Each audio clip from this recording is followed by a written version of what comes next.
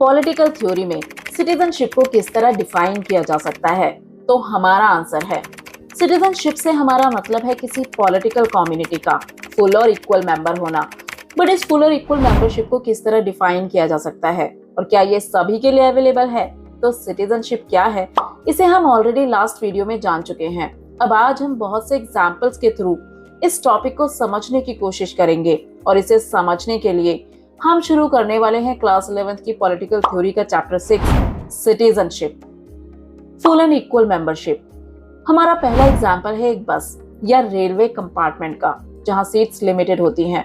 अब एक बस या रेलवे कंपार्टमेंट में एंटर करने के लिए लोग एक दूसरे से लड़ते रहते हैं, पर जैसे ही वो बस में एंटर कर जाते हैं, वो बाहर खड़े लोग या जो लोग अंदर आने के लिए स्ट्रगल कर रहे हैं, उन्हें खुद से अलग मान लेते हैं।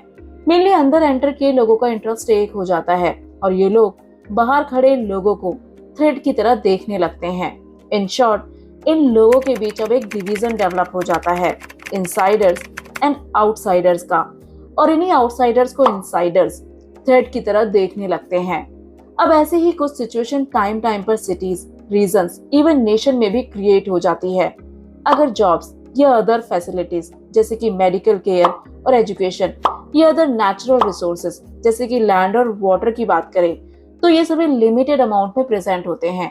अब क्योंकि ये सभी चीजें लिमिटेड अमाउंट में प्रेजेंट होती हैं, इसीलिए कई बार डिमांड उठती है कि आउटसाइडर्स को किसी स्पेसिफिक स्टेट या नेशन में एंट्री ना दी जाए, भले ही वो उसी देश के सिटीजन क्यों ना हो।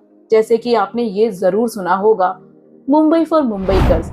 ये स्लोगन कुछ इस तरह की फीलिंग को एक्सप्रेस करता है। अब यहाँ देखा जाए तो हम सभी इंडियन सिटीजन है, बट यहाँ रीजन के बेसिस पर एक डिवीजन क्रिएट हो जाता है कि कौन इनसाइडर है और कौन आउटसाइडर है। मेनली हमारे पास रिसोर्सेज लिमिटेड हैं और इसीलिए इंडिया के अंदर कई स्टेट्स हैं जिनके अंदर अक्सर इस तरह के क्वेश्चंस रेज किए जाते हैं कि किसी दूसरे स्टेट के लोगों को वहां जॉब ना दी जाए। अब इंडिया के साथ साथ वर्ल्ड के कई हिस्सों में हमें इस तरह के स्ट्रगल देखने को मिलते हैं। तो क्या फुल और इक्वल मेंबरशिप सभी के लिए अवेलेबल है? तो इस तरह की सिचुएशन से कई तरह के क्वेश्चंस रेज होते हैं। पहला, what full and equal membership really means, यानी रियलिटी में फुल और इक्वल मेंबरशिप का मतलब क्या है? Second, does it mean that citizens should enjoy equal rights and opportunities wherever in the country they may live, study or work? Means क्या full और equal membership का मतलब है कि कंट्री के किसी भी हिस्से में रहने वाले, पढ़ने या काम करने वाले सिटीजन्स को इक्वल राइट्स और अपॉर्चुनिटीज मिलनी चाहिए? Third is, does it mean that all citizens, rich और poor, should enjoy certain basic rights and facilities? Means क्या इसका ये भी मतलब है कि हर सिटीजन, चाहे वो अमीर हो या गरीब, उसे कुछ बेसिक राइट्स या फैसिलिटीज मिलनी ही चाहिए? तो अब हम इन तीनों क्वेश्चंस पर फोकस कर सिटीजनशिप के मीनिंग को एक्सप्लोर करेंगे। One of the right granted to citizen in our country and in many others is freedom of movement. हमारा कॉन्स्टिट्यूशन हमें बहुत से राइट्स देता है, जिसमें से एक राइट है फ्रीडम ऑफ मूवमेंट। ये राइट हमारी कंट्री के साथ साथ बहुत सी कंट्री अपने सिटीजन्स को देती है। मीन्स आप अपनी कंट्री के किसी भी हिस्से में फ्रीली मूव कर सकते हैं। अब ये राइट काफी ज्यादा इंपॉर्टेंट शो करता है पार्टिकुलरली वर्कर्स के लिए, क्योंकि जब किसी इंडिविजुअल को उसके होम टाउन में जॉब नहीं मिलती है, तब वो जॉब या बेटर अपॉर्चुनिटी की तलाश में दूसरे टाउन या स्टेट में माइग्रेट कर जाता है, या कुछ लोग जॉब की तलाश में दूसरी कंट्री में भी माइग्रेट कर जाते हैं। एग्जाम्पल के लिए IT वर्कर्स, जो अक्सर जॉब्स के लिए बैंगलोर चले जाते हैं, क्योंकि बैंगलोर टेक्नोलॉजी का हब है जो लार्ज नंबर में टेक प्रोफेशनल्स को अट्रैक्ट करता है। नर्सेस फ्रॉम केरला, जो आपको इंडिया के अलग अलग पार्ट्स में काम करती हुई दिखाई देती हैं। टाउन्स में लार्ज नंबर में बिल्डिंग्स का कंस्ट्रक्शन होना, जो कंट्री के डिफरेंट पार्ट से आने वाले वर्कर्स को अट्रैक्ट करता है। या ऐसे ही कई इंफ्रास्ट्रक्चर या रोड मेकिंग प्रोजेक्ट्स चल रहे हैं, जिनके लिए कंट्री के डिफरेंट पार्ट से वर्कर्स को हायर किया जाता है। डिफरेंट रीजन से आने वाले बहुत से वर्कर्स को आपने जरूर देखा होगा। तो ऐसा वो क्यों कर पाते हैं? तो आंसर है क्योंकि उन सभी के पास फ्रीडम ऑफ मूवमेंट है। इसलिए कंट्री के डिफरेंट पार्ट्स में स्किल्ड और अनस्किल्ड वर्कर्स के लिए मार्केट्स को डेवलप किया गया है।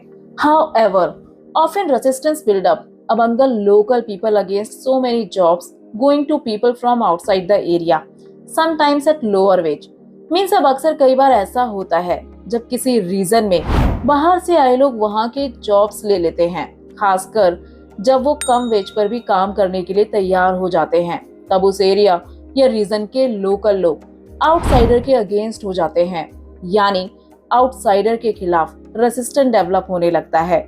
मेनली अब वहाँ के लोग डिमांड करने लगते हैं कि कुछ जॉब्स को केवल उस स्टेट से आने वाले लोग या वहाँ के लोकल लैंग्वेज बोलने वाले लोगों को ही दिया जाए, यानी कुछ जॉब्स को केवल लोकल लोगों के लिए ही रिस्ट्रिक्ट कर दिया जाए। अब इस तरह के इश्यूज का सबसे ज्यादा फायदा उठाती हैं पॉलिटिकल पार्टीज, जिससे उन्हें लोगों का सपोर्ट मिल सके। पर ऐसा कैसे?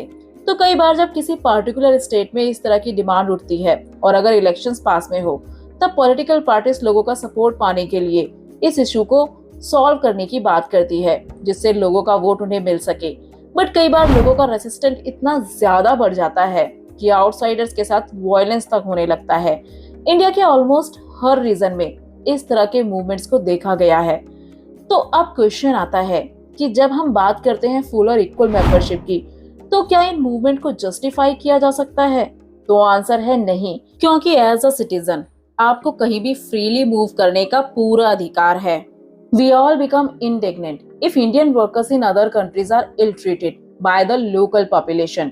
मीन्स जब दूसरी कंट्रीज की लोकल पॉपुलेशन इंडियन वर्कर्स को इल ट्रीट यानी उनके साथ बुरा व्यवहार करती है, तो ये देखकर हम सभी को बहुत गुस्सा आता है। साथ ही हम में से बहुत से लोग ये भी मानते हैं कि एजुकेटेड और स्किल्ड वर्कर्स काम के लिए कहीं भी माइग्रेट करने का पूरा अधिकार रखते हैं। जैसे कि बहुत से इंडियन डॉक्टर्स या आईटी प्रोफेशनल्स आज अमेरिका में जॉब करते हैं या इंडिया में ही दूसरे स्टेट्स में माइग्रेट कर जाते हैं, और बहुत से स्टेट्स इसे लेकर काफी प्राउड भी करते हैं कि उनके यहाँ स्किल्ड लोग काम करने के लिए आते हैं।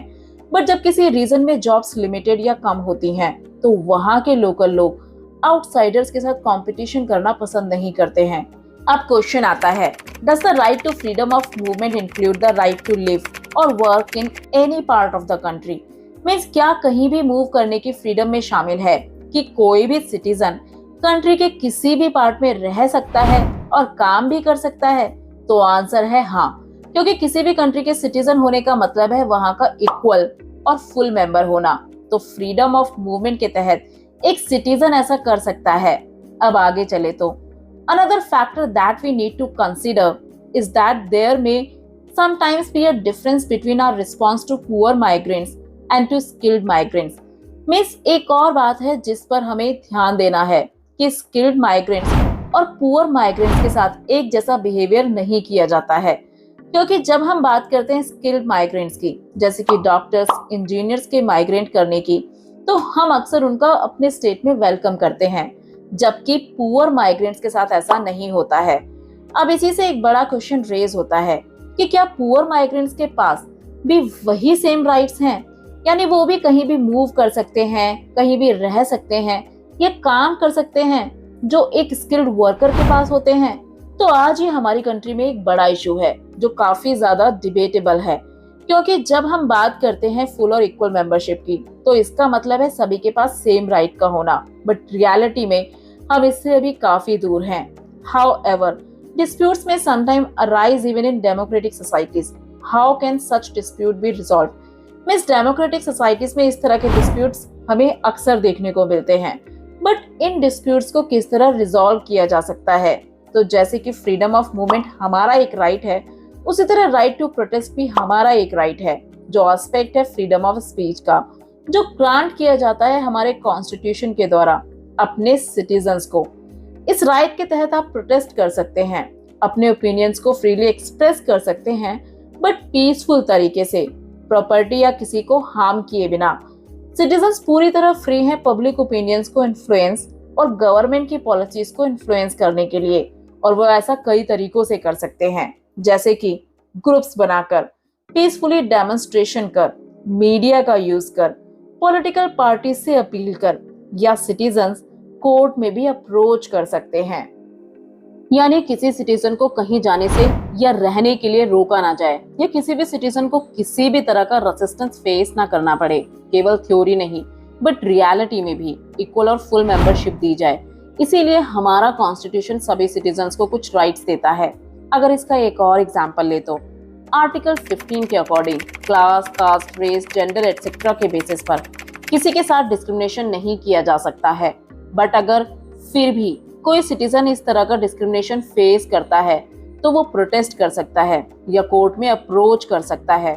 अब कोर्ट्स किसी भी इशू पर अपना डिसीजन दे सकते हैं या कोर्ट्स के द्वारा गवर्नमेंट से इस इशू को एड्रेस करने के लिए कहा जा सकता है। अब ये पूरा प्रोसेस थोड़ा स्लो होता है बट इसमें काफी हद तक सक्सेस मिल जाती है। If the guiding principle of providing full and equal membership to all citizens is kept in mind, means अगर हमारा गाइडिंग प्रिंसिपल है लोगों को फुल और इक्वल मेंबरशिप देना, तो हमें कुछ चीजों को ध्यान में रखना होगा। जैसे कि एक सोसाइटी में टाइम टाइम पर जो प्रॉब्लम्स आती हैं उन्हें सॉल्व करने के लिए ऐसे सॉल्यूशंस पर आना जिसे सबके द्वारा एक्सेप्ट किया जा सके। मेनली किसी भी डेमोक्रेसी का बेसिक प्रिंसिपल है कि डिस्प्यूट्स को फोर्स नहीं बल्कि नेगोशिएशन या डिस्कशन के थ्रू सॉल्व किया जाए। So this was all about full and equal membership. अब नेक्स्ट वीडियो में हम बात करेंगे मार्टिन लूथर किंग के आइडिया के साथ साथ इक्वल राइट्स के बारे में। आप पॉलिटिकल थ्योरी को सेल्फ स्टडी करना चाहते हैं तो आप बाय कर सकते हैं वीडियो में दी गई बुक्स को या विजिट कर सकते हैं हमारे यूट्यूब स्टोर को भी। As well as you can also join our Telegram channel for more information and resources. Link has given in the description. Hope you like this video. For more videos, do like, share and don't forget to subscribe our channel.